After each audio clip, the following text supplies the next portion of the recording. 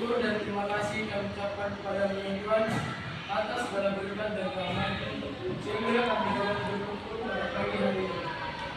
Ya Tuhan, sebentar lagi kami akan melaksanakan proses pembelajaran kami, kerana Engkau memberkati kami agar kami dapat menyelesaikannya dengan baik. Doa ini kami sampaikan kepadamu dengan nama Kristus Tuhan kami. Amin. Dalam nama Bapa dan Putra dan Roh Kudus. Amin. Terima kasih ya.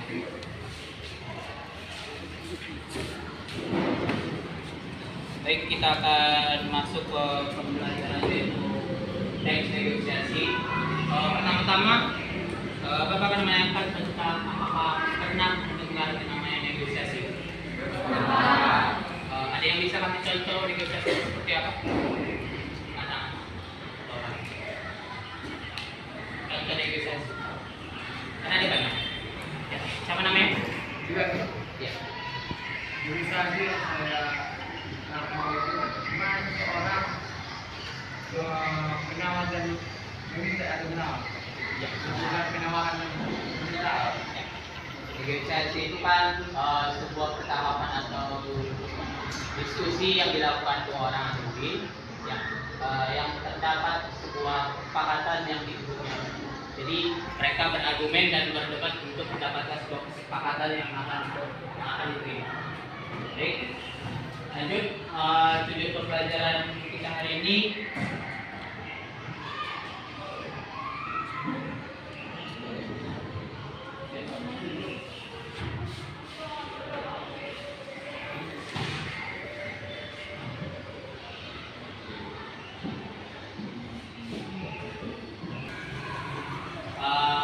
Tujuan pembelajaran kali ini yaitu yang pertama, melalui metode yang pertama menjadi proceeding terdidik mampu menganalisis sebuah teks negosiasi dan dengan akurat, kritis dan cermat kualitatif.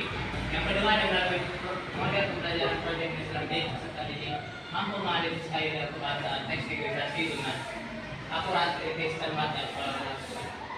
Yang terakhir melalui model pembelajaran proyek learning serta didik dapat menggunakan teks negosiasi membentuk dialog menjadi bentuk narasi dengan memperhatikan isi struktur dan kebahasaan dengan logis, kritis, runtun dan kreatif bersama dengan kelompok. Baik, untuk struktur teks negosiasi ada yang tahu tidak apa saja struktur dari sebuah teks negosiasi? Ada apa tangan? Ada 4.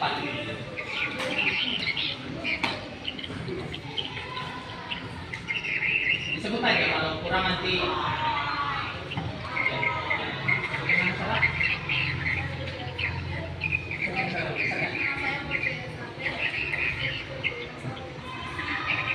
Negosiasi. Ya. Ya. Yang lain? Boleh. Yang pertama orientasi, yang kedua pengajuan, yang ketiga penawaran, yang keempat persetujuan, yang kelima penutup. Ada lagi? Sama aja. Sebenarnya intinya itu ada 3 aja. Yang penutupnya itu sebenarnya menurut beberapa para ahli juga tidak dicantumkan. Yang terpenting itu ada orientasi, ada pengajuan, ada penawaran, dan ada kesepakatan. Untuk orientasi yaitu pembukaannya biasanya dimulai dari salam. Terus nanti ada pengajuan di situ misalnya kalau kita pembeli dan penjual si pembeli yang menanyakan tentang apa yang akan dibeli. Terus penawaran nanti di situ si pembeli akan mencoba menawar harga yang akan dibelinya.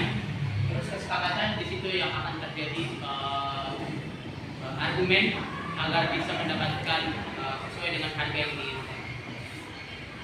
Untuk yang kebahasaan dalam teks negosiasi ada yang tahu? Ada tahu?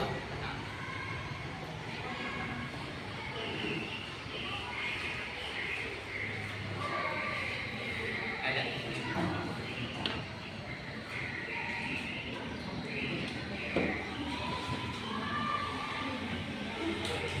Tahu? Boleh. Ini namanya ya?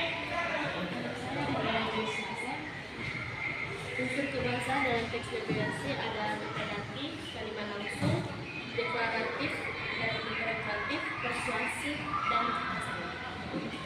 Ada yang lain?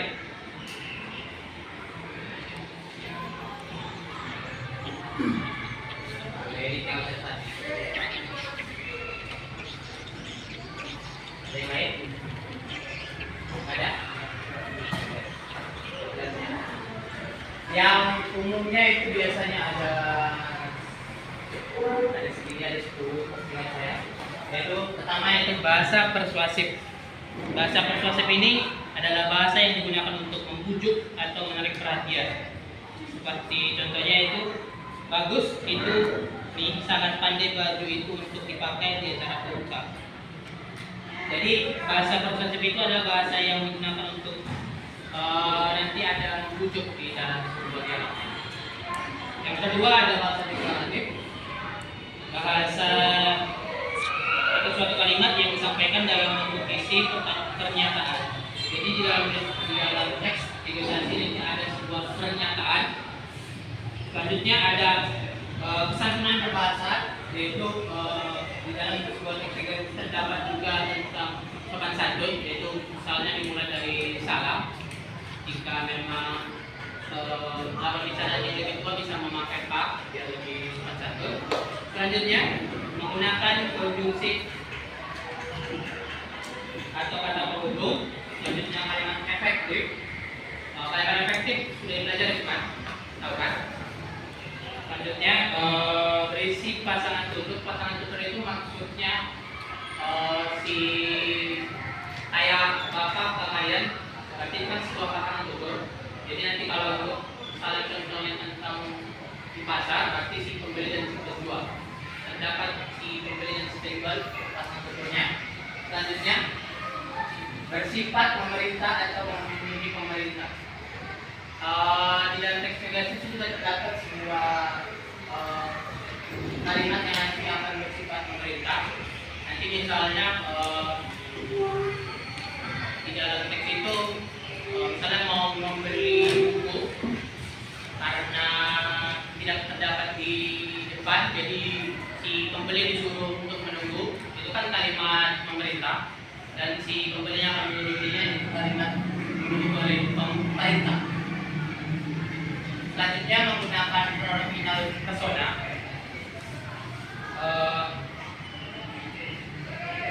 Kalau yang ini adalah sebuah kata ganti. Jadi terdapat di konteks itu akan terdapat sebuah kata ganti seperti saya, ada kami atau ada.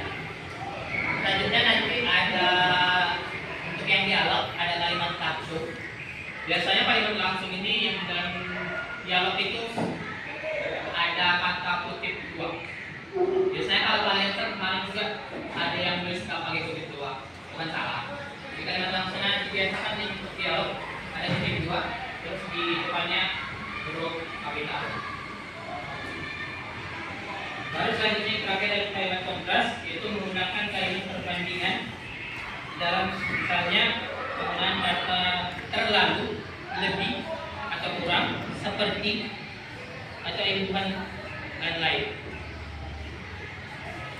Lanjut untuk langkah-langkah menulis teks negosiasi ada yang tahu?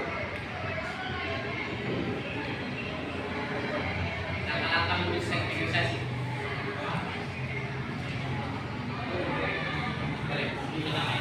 Saya Charles Ruasa. Jadi langkah-langkah dalam menulis teks negosiasi, yang pertama menentukan tema atau topik, kedua menentukan pihak yang terlibat, ketiga menentukan perbedaan kepentingan antara dua pihak, keempat menentukan kesepakatan antara dua belah pihak, yang kelima menyusun kerangka teks, keenam mengembangkan kerangka menjadi teks utuh, tujuh merevisi kembali hasil tulisan utuh, dan yang kedelapan mempublikasikan. Yang lain? Sama semua ya? Sebenarnya hampir mirip sama yang tapi ini biasanya yang dipakai untuk umumnya, yaitu menentukan tujuan dari teks negosiasi, menentukan pihak-pihak yang terkait, yaitu siapa-siapa saja yang akan ada negosiasi. Selanjutnya menentukan konflik, yaitu menentukan apa yang akan terjadi, misalnya apakah tawar menawar kita kembali dari buah atau apapun itu. Selanjutnya menentukan model kesepakatan. Dari konflik itu kita tentukan ujungnya kesepakatannya bagaimana. Kita sebelumnya menentukan solusi penawaran dulu di awal sebelum kita membuat kesepakatan. Kita melakukan penawaran dengan berbagai cara dan nanti terakhirnya akan membuat kesepakatan. Jadi dari beberapa penjelasan itu ada yang masih sebenarnya kurang paham tentang teks negosiasi. Masuk dari bahasanya tadi kan agak beda juga loh dari ada yang kurang paham. Ada. Lanjut ya. Kita akan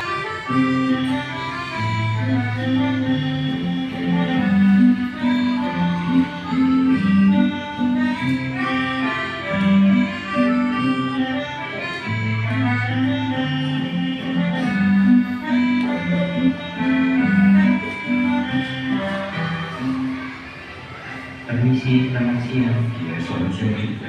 Ada yang bisa saya bantu? Iya, saya mencari versi ya. Ada. Sudah mencari di lapangan? Sudah Pak, tapi tidak. Baiklah, saya coba carikan itu dan silakan tunggu di ruang tunggu ya. Baik Pak, terima kasih. Kebetulan saya cari di gudang masih tersisa satu. Ini bukunya. Berapa harga buku ini Pak? 28.000 saja. Harganya terlalu mahal untuk saya Pak. Bolehkah saya menambah? Boleh, silakan saja. Bisa tidak? di sini kalian akan beberapa kelompok karena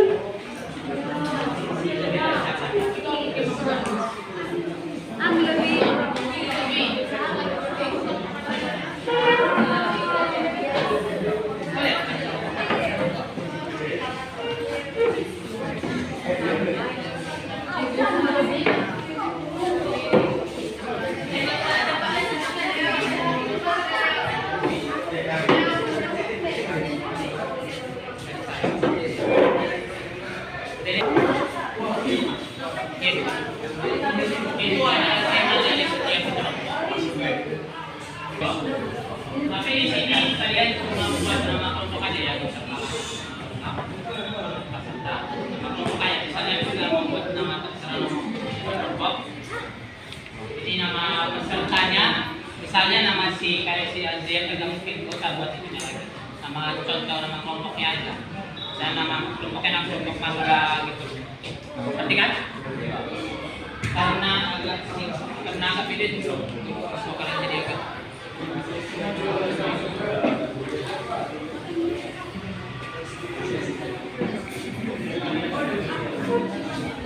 nama kelompoknya itu tapi itu nama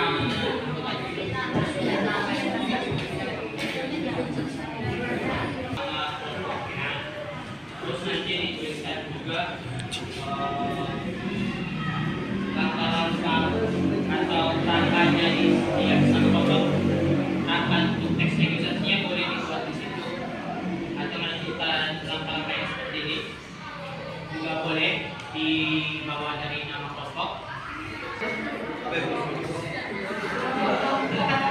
Sebelumnya karena katanya Bapak.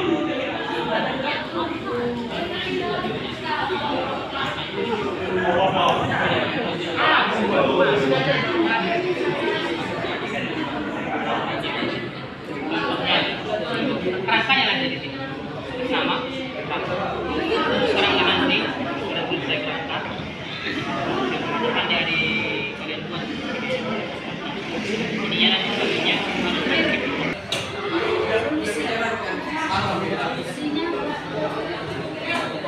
Kayak rancang yang masakin udah pakai apa ini?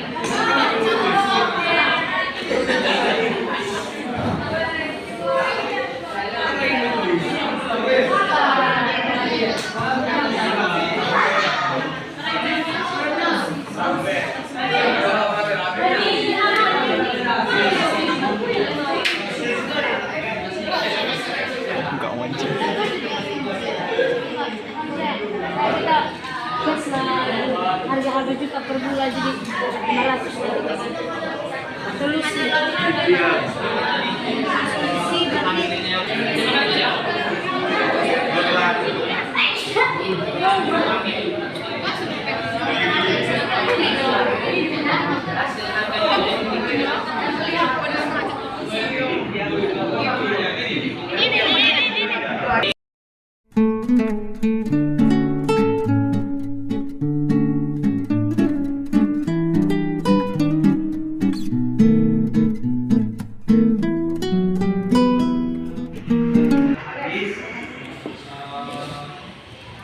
terima kasih sudah membantu Bapak untuk selanjutnya akan bertemu di hari selanjutnya. Selamat pagi.